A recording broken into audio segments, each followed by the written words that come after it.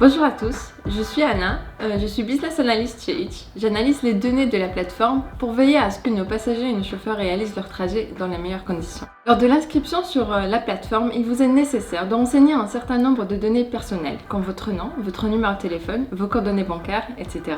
Ainsi que d'autoriser la géolocalisation lorsque vous êtes en ligne sur l'application pour pouvoir être mis en relation avec un passager. Alors, que fait-on de toutes ces données et comment les utilise-t-on? Aujourd'hui, on vous donne plus de détails.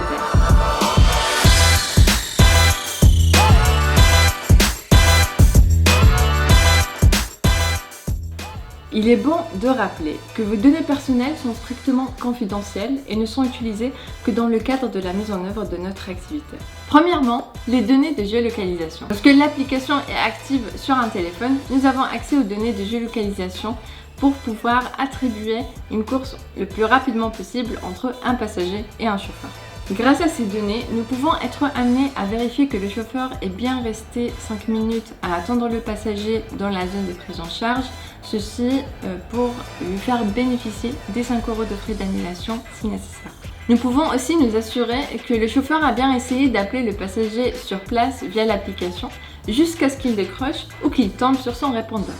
Selon la loi, nous conservons ces données pendant un maximum de 1 an à compter de la collecte des données lors d'un trajet et jusqu'à 3 ans à compter de la suppression du compte ou de la dernière utilisation pour les données de localisation agrégées.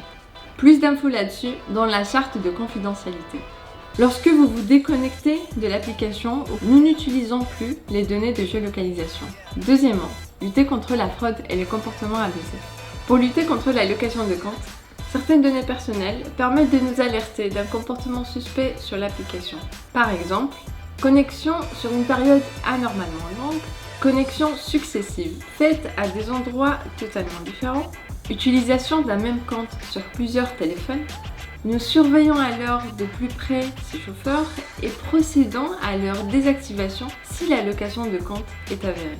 Pour lutter contre les hors plateformes, c'est-à-dire les trajets annulés puis réalisés pour ne pas être soumis à la commission Hitch. Nous avons des outils qui nous alertent lorsque un chauffeur annule un trajet puis est localisé plus tard dans la zone d'arrivée de ce trajet. Dans ces cas-là, nous envoyons un mail au chauffeur pour le prévenir et lui demander de nous envoyer la preuve qu'il ne s'agit pas d'un trajet hors plateforme. De même, il est interdit de réaliser un début de trajet sur l'appli, puis annuler la course pour continuer le trajet hors appli. Terminer un trajet plus tôt que prévu et le continuer pour payer moins de commissions. Ces comportements ne sont pas autorisés sur la plateforme et peuvent mener à la suspension de compte. Voilà.